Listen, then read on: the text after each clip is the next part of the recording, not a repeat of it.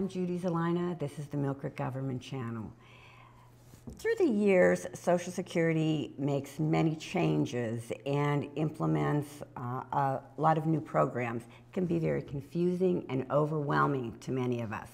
So fortunately for us today, we have joining us our very own Social Security specialist, John Johnston, who is going to let us know everything there is to know about Social Security and what's going on with you guys this year. Absolutely.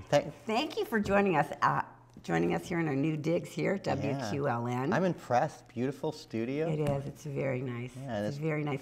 Good to have you on board. It's been way, way too long. I know. Thanks for having me back. I certainly appreciate it. And certainly appreciate the opportunity to get the word out and talk about Social Security to some of the folks in our community. I know, you know, everybody has lots of questions about Social Security. And, you know, I'll just take it. I'll just pick it up pick up the ball and start running with it, Judy.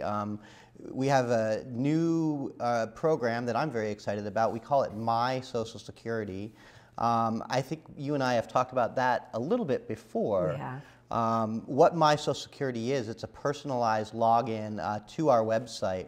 So our website, www.socialsecurity.gov, it's full of great information that people can use to plan their retirement, just get general information on Social Security, file for disability, et cetera, et cetera, et cetera. So we've had our website up for years, but last year we developed a way that people can get a personalized login to our website. So it's very similar to what other large websites do. So when I go to Google, or when I go to eBay, or when I go to Amazon, I'm not having an anonymous experience there. Essentially, I'm using a username and a password, and I'm logging in to that website, and then I'm having a personalized experience there. And so what Social Security has done with the My Social Security program is give people a personalized login to their Social Security benefits. Okay. Well, I have to tell you, I did sign up for the My Social Security because I think the last time I was on the program, I had not done it, and so I told you I was going to. Yes, you did. Yes, you did. So I did. I did sign in, and I did create an account. And I have to tell you, viewers, if you have not done it, I really recommend everybody should do it, because it truly is a personal snapshot of you and Social Security. We don't get those statements in the mail anymore.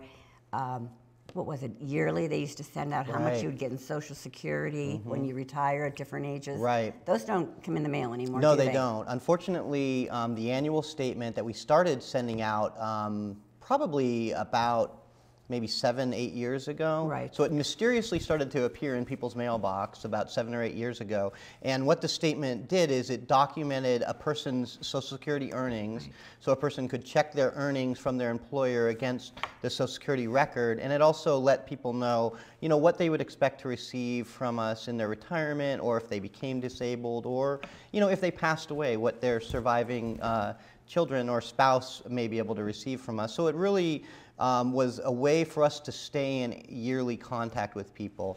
Unfortunately, it was a very expensive project. If you remember the statement, it was a several-page, full-color, fold-out. It went out to everybody in America who was over 25 and who was working. So, you know, that can get very expensive just to print and mail those pieces of paper. So unfortunately, due to budget cuts over the last several years, we had to stop sending those statements. Right. So as mysteriously as they appeared, they just as mysteriously stopped. Disappeared. And they stopped about 3 years ago. All right. Okay. Some people did get a final statement a couple of years ago, but generally most people haven't received a paper statement in the mail from us for about the past 3 years.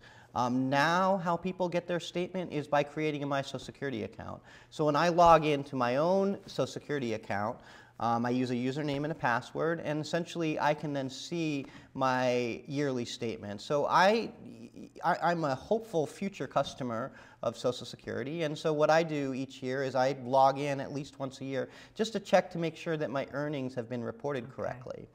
You and I have talked at length, how the benefit is based on a person's earnings. So one of how Social Security tracks that is the employer reports it to us. So we encourage everybody to, even younger people, to log in once a year to check to make sure that their earnings are being reported correctly on their statement. Okay, now here's a question I know you're going to get from residents. How do you verify and protect my identity? Sure. When I go on there and I create an account, how do they know it's me? Yeah, that's a great question, and I think where we differ from the other large websites that I talked about, Google or eBay, where you may have a personalized login, we're giving away very personal information. Yes. I would be more than happy to show you my Amazon account. You could look at the wish list for my son. You could, I know you would. But I wouldn't be so happy if you were looking at my Social Security account. That's something that only I should see, and it should only be delivered to me. So we verify a person's identity.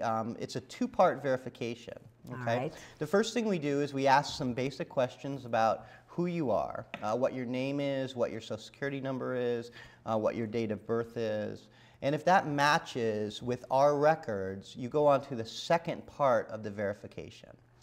The second part of the verification, we have a one-way sharing agreement with the credit agency Experian. Okay? So everybody has credit out there. If you've used a credit card, if you've applied for a loan, if you've rented an apartment, almost everybody has had some sort of credit established out there. Okay? All right. And what happens is Experian presents 5 questions based on your past credit history that are multiple choice that you can answer, and if you get through those questions, you're then prompted to create a username and a password. So far, Judy, we have, I think, about 14 million people registered for the program. Do you really? So again, we're not a mom and pop operation. You and I often talk about that. Exactly, yes. We're talking here in Erie, but this is the same program for everybody across the country, okay? And so of those 14 million people who have registered, they're registering about an 85% success rate. So that means about 15% are not answering their credit questions correctly, or they're getting stuck on some aspect of their credit questions, and they're tricky. When I registered for my account, one of the questions that I had was, what was the name of the bank that you had a car loan from in 1999? So I'm thinking, my goodness, what was I driving in 1999, let alone did I borrow money to drive this, okay? Thankfully, I answered it correctly. The answer was none of the above. So the questions are intentionally a little bit tricky, and they're intentionally information that only I would know. I have a question. What if I do hit some incorrect answers, but it is me? Yeah, that's then what do I do? Right. What'll happen is if a person is not able to verify themselves, they answer a question incorrectly, they'll get a message across the screen saying, we're sorry, we can't establish your account right now. You get 3 tries so you could go back in and try it again, and you get 3 tries in a 24-hour period. If you're unsuccessful in all 3 of those attempts, what happens is your account will be locked. Okay? All right. Because we don't want any fraudulent activity going on. In other words, we don't want to sign someone up for an account that obviously is not theirs, or obviously they're having a problem with verifying. And they're prompted at that time to actually visit the local Social Security office. Now, as you know, because you and I have had many conversations over the years, there are very few times that I would tell people that it's necessary to walk into an office in 2014. The majority of the business can be conducted on the website. Right. The majority of the business can be conducted over the phone. Our offices are extremely busy places. In fact, in Erie, our waits are sometimes up to 3 hours to be served. However, this is one case where if you're unable to verify yourself, you can walk into our office at your convenience, show us a driver's license or passport, and we'll verify you in person like that by looking at your primary identification. We'll then provide you with an activation code, and you can use that activation code to bypass the questions, okay? And then it will prompt you right up to setting up a username and a password. Okay. Okay. The one other thing that I think is relevant, as far as verifying an identity, protecting a person's identity, right, is we offer a third level of protection. It's optional. I encourage people to put it on their account. I put it on my account. All right. Okay. And what that is essentially is if you have a cell phone that can receive text messages. If you give us your cell phone number, anytime you attempt to log into your account, Social Security will actually send you a passcode. Okay, so when I log into my account, as soon as I hit enter, putting in my password, it doesn't take me right to my statement. Instead, I get a vibration on my cell phone. Okay? Which tells you someone is trying to log into your account. It gives me an actual, yes, it tells me someone's trying to log into my account, and it gives me an 8-digit passcode. I then take that 8-digit passcode off my phone and type it into the system, okay? Oh, I like that. Yep, and a that's lot. what allows me to get into the system. So that means even if I were to lose my username and password, or if someone were to fraudulently figure out my username and password, they're still not going to be able to get into my account, because before we let the person go any further, they have to type in that 8-digit passcode. It's actually a pretty common method of security that places are using nowadays. It's kind of like a response code is what it is. So a question response code. And again, I would encourage everybody to put that extra level of security on there. You may not know, but most identity theft occurs with people that we know, people who know us, okay? Friends, relatives, neighbors who maybe have gone off the wrong path. Right. And so having just a simple protection like that can stop future problems with identity theft. I have a question. I don't think I did that for some reason. Mm-hmm. Now, is there a way I can go back Absolutely. in there and add that? Absolutely. That is a great security precaution. Yeah, you can add it at any time. Okay. I mean, you're offered it when you first sign up for the account, so everyone is offered that optional level of security. But if you didn't, for whatever reason, put it on at the beginning, you can go back into your account and put it on. Okay. What future customers like you and like myself see when we log in is now our statement. So now I can log in at any time, and I have the statement that looks just like the old statement, except it's now in an online format. I can print it myself if I want. I could save it to my computer. Don't really need to save it, though, because really you can log in at any time. At any time, right. And just look at the most current one. I also see relevant links for planning my retirement, relevant links to how our disability program works, relevant links to how survivor's benefit works, relevant links to, how I replace my Social Security card if I lost my Social Security card. So, lots of services would be right there just by having a My Social Security account. Once a person goes from future customer to current beneficiary, meaning they're actually receiving a Social Security check each month, their view changes. They don't see their statement anymore. Instead, what they see is really, I like to refer to it as like a Social Security dashboard, where they can administer their benefits directly from the website. So a person can update their address. Okay. They can update their direct deposit. They can print up a benefit verification letter. We get a lot of people coming into our office asking us to print them letters to verify what they're receiving in benefits each month. They do it when they are renting an apartment. They do it for mortgages, for car loans, for rent rebate, et cetera, right, et cetera, I'm getting et a lot of cetera. that right now. Yeah. So folks come into our office and request this, and now they can do it directly from the website. So they don't even need to come into an office, take a number, maybe wait sometimes up to 3 hours simply to get a piece of paper. They can now do it themselves, and that's really important. It is. It is very much so. As our offices become busier places, you know, it's important to give people the ability to have alternative ways to conduct business with us. So, you know, back when you and I first started talking, you know, probably the way a person would file their Social Security claim would be walking into our office or giving us a call. Nowadays, when people ask me, what's the primary way you do business with Social Security, and it's always starting with the website or starting with the My Social Security account. And that's the best advice I can give people of how to start any Social Security process, is getting that My Social Security account established. The benefit verification letters that people can print are relevant because one of the things that's happening with Social Security, we're actually changing some of the services we have in our office.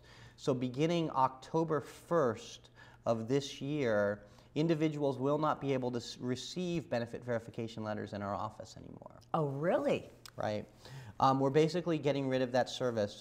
We analyzed our traffic that we have coming through our doors, and about 15% of the people that actually come into a Social Security office are there simply to get a benefit verification letter.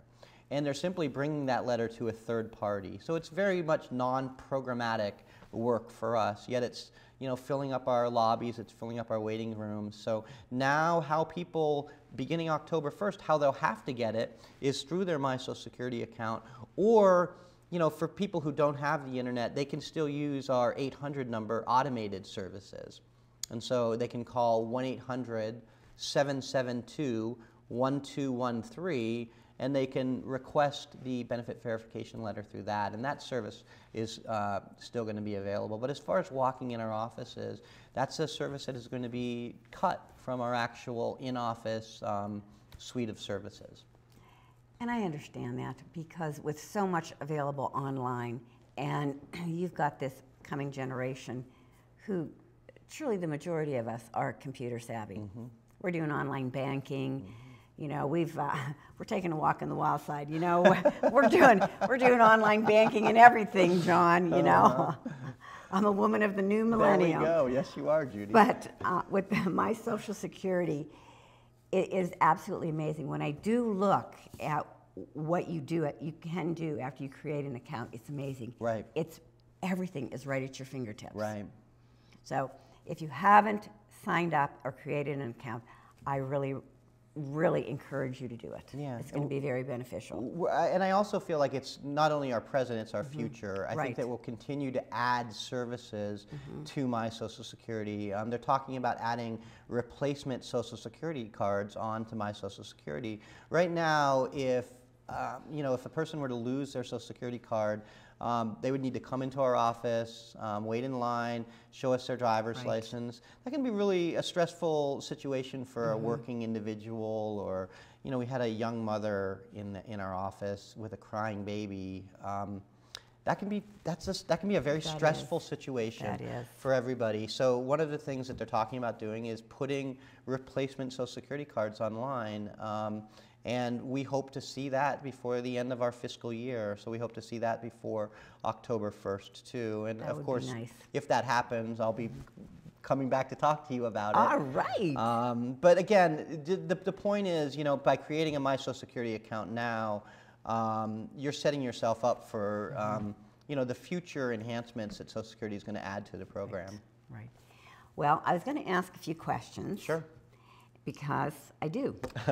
You know, I love your questions. I know you do. What I'd like to know is, one of the questions I'm getting is, what are the maximum taxable earnings amounts and the Social Security tax rate for 2013? Okay, well, the tax rate has remained the same, and it's remained the same since 1984, and that's 6.2%. So people pay 6.2%, and their employers also contribute 6.2%. Okay, so there's a matching between individual and employer. And, you know, as far as the exact number, it's around $115,000. Right. So we stop taxing, or the IRS stops taxing at about $115,000. I encourage everyone, you know, our numbers change every year. Okay, so the maximum amount was different in 2013, it was different in 2012. And so as you know, I prefer to teach the concept, and then I like to tell people to go to the website to look to see the exact number. Okay. So when I say $115,000, you know, It's around that. It's around that. Okay. And you know, if people want to find out the exact dollar figure, they can visit the website and they can look at all the updated numbers. And again, the website is www.socialsecurity.gov. Okay, John, what about a name change? What if I have a name change with marriage or divorce? Sure. And what documents do I need to get my Social Security card changed, and how do I do that? Yeah, well, again, for name changes, that is something that is going to require a visit to the office. All right. Okay. And they complete a Social Security card application. They can find that application on our website. So they can have that all filled out by the time they get there. Have that all filled out. And you know, for a marriage, we'll need to see a marriage certificate and a driver's license. Okay. For a divorce, the basis of the legal name change for a divorce, there's a piece of, or part of the divorce when a person gets divorced is the election to retake your maiden name. Okay. So there's a form that it should be actually part of the divorce, so a person can bring that in as well as their driver's license. Okay. Other legal name changes, we'll just need to see the basis of the legal name change and some other piece of ID. One of the most common, and you know, I should mention this, you know, we do this for free. There's no charge for 99.9% of Social Security services. The reason I mention that is there are companies out there who charge people for things that we do for free. There is a company that actually, you know, surveys marriages. So when a person gets married, that's public record. It's published in the newspaper. Okay. It's public record down at the courthouse. That's not protected by any Privacy Act. So any company, any organization, any individual can go down and look at the marriages. And there's one company that is very resourceful. What they do is when a woman gets married is they send them a package about changing their name with Social Security. And they say, for $49, we'll fill out the application for you. So essentially they send them a free Social Security card application that's completed when the person has paid the $49 or $50 or whatever the charge is, and then tell them to go down to their local Social Security office with the completed application and tell them what documents to bring. Now, because people are ending up in our office, they complain that they've been charged for this service that we're offering for free. So again, buyer beware. Okay, you will not be charged for Social Security services, and if a company is, you know, trying to charge you for them, know that that's not Social Security. A lot of people mistake that it's Social Security actually contacting them. So I'm glad that you brought that up, because I don't think that's something that you and I have ever talked about before. No, I don't think we have. Working, how does work affect my Social Security retirement? Sure, that's a great question. Yeah, and that's one that we get daily. You know, first off, let's define retirement. Retirement starts in Social Security world at age 62. So that was what we would consider early retirement. Okay. A person can receive their full benefit all the way up to 66, and for people born after 1960, their full retirement age is 67. Okay. Okay. And a person's Social Security maxes out at age 70. So everyone is going to be drawing their Social Security benefits sometime between 62 and age 70. All right. Okay. The universally agreed upon definition of a retirement is a decrease in your work activity. Okay. Which also means a decrease in your earnings. If you slow down your work, you're also going to slow down your earnings. So when a person files for their retirement benefits, how we determine if they're really retired, so to speak, is we test their earnings, meaning we look to see what they're earning on a yearly basis and sometimes a monthly basis. Okay? Okay. And there's limits that are set depending on the age you are of what you're allowed to earn. Okay, so a person from the ages of 62 up to their full retirement age are allowed to earn around $15,480 and still receive their full Social Security. And again, I encourage everyone to check out the website to check out the exact numbers that I'm quoting now. It's hard to remember numbers on a program like this, okay? For every $2 a person earns over that $15,000 figure, we'll subtract $1 from their Social Security benefit. Okay? So if someone is 62 years old and they're set to get $1,000 a month at Social Security, if they earn $6,000 over the limit, it's a 2-for-1, so we'll withhold the first $3,000 of their Social Security. Okay. Okay. What we ask people to do whenever someone files a Social Security claim, we ask them what they're earning. Okay, and the term we use is for people to bargain with us in good faith. So give us an estimate of what you're going to earn. Okay. All right. If a person estimates low, so if at the end of the year their actual earnings came in higher than what they estimated, what will happen is they'll get a letter from us saying that we've overpaid them and how they're going to make arrangements to pay us back.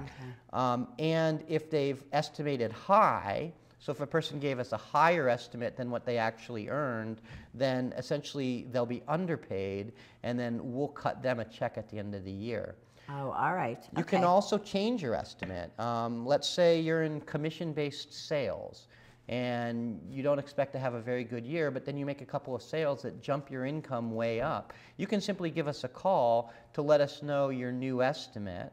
Oh, all right. So you can change that at any time. Absolutely. Oh, all right. Absolutely. Good. And then we'll adjust your benefit like that. Right. Again, the term we use is to bargain with us in good faith. So to try to honestly give us an estimate of what the person is going to earn. The only other thing to add to that is once a person reaches their full retirement age, they're at a second tier of their earnings, and that's around $35,000. So, for instance, I'll turn 67 in September in the future. Okay. So the year that I reach 67, from January through September, I would be considered in that second tier of earnings where I'd be able to earn $35,000. If my birthday was in February, it would be from January to February. All right. So the second tier is largely based on the person's birthday. Okay. Once a person is past their full retirement age, so once our current retirees are past 66, or for me, once I'm past 67, I can earn as much money as I want and still collect my Social Security benefits. John, you always have so much information, and you and I could go on and on and on and on. But we got to start closing things up here, and I want to thank you so much for joining us. Again, reminding the viewers about how important my Social Security is, and definitely look into it. Create an account. You are not going to be sorry, believe me. I think next time I'm going to just sit here with a whole bunch of questions and just ask you because you know which questions you get from people all the time, and so do I. But my Social Security will answer a lot of the things that we've been touching base on. Absolutely, absolutely, and it's really the starting point for people with Social Security now. Again, if they want to make a phone call, who do they call, John, and the website again? Yep, our national 1-800 number is 800-772-1213. We don't outsource our calls, so when they're calling that number, it is a national teleservice center, but they're actually calling a Social Security employee, a person who has been hired and trained by Social Security. Our website, www.socialsecurity.gov. Again, John, thank you so much for joining us. Oh, a pleasure. Thanks for having me. I love having you on board. Yep. Viewers, thank you for tuning in to the Millcreek Government Channel. And until next time, have a wonderful day.